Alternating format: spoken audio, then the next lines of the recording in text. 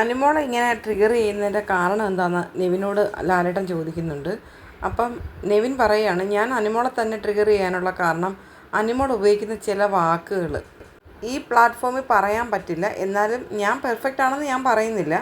എൻ്റെ അടുത്ത് വന്നിട്ട് നീ പുരുഷനാണോ, നീ ഒരാണാണോ എന്നൊക്കെ ചോദിക്കും. അപ്പം ഞാൻ അനുമോളോട് ചോദിച്ചു, എന്താണ് നിങ്ങൾ ഉദ്ദേശിക്കുന്ന പുരുഷൻ്റെ ഗുണങ്ങളെന്ന്.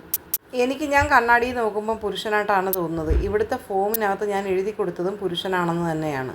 ഈ അനുമോളെന്ന് പറഞ്ഞു കഴിഞ്ഞാൽ എനിക്കറിയത്തില്ല, ഈ ആദിലയും നൂറിനെയും ഭയങ്കര ഫ്രണ്ട്സാക്കി വെച്ചിരിക്കുകയാണ്.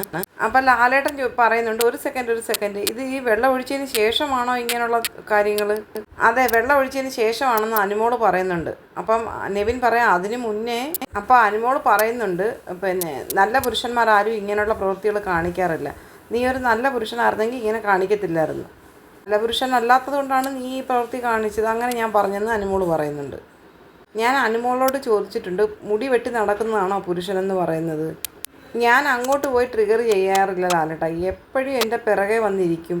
എന്നെ വന്ന് ശല്യം ചെയ്യുന്ന ജോലിയാണ് നെവിൻ എപ്പോഴും. ഇവിടെ എല്ലാവർക്കും അറിയാവുന്ന കാര്യമാണ്, ഞാൻ ആരുടെയും പുറകെ അങ്ങോട്ട് പോകാറില്ല. പക്ഷേ ഇവൻ എപ്പോഴും ഞാൻ എവിടെയെങ്കിലും ഇരിക്കുകയാണ്, അവിടെ വന്നിട്ട് നമ്മളെ ട്രിഗർ ചെയ്യും. ഏറ്റവും കൂടുതൽ എൻ്റെ പിറകെ വന്ന് പ്രശ്നം ഉണ്ടാക്കുന്നത് നെവിൻ തന്നെയാണെന്ന് അനുമോൾ പറയുന്നുണ്ട്.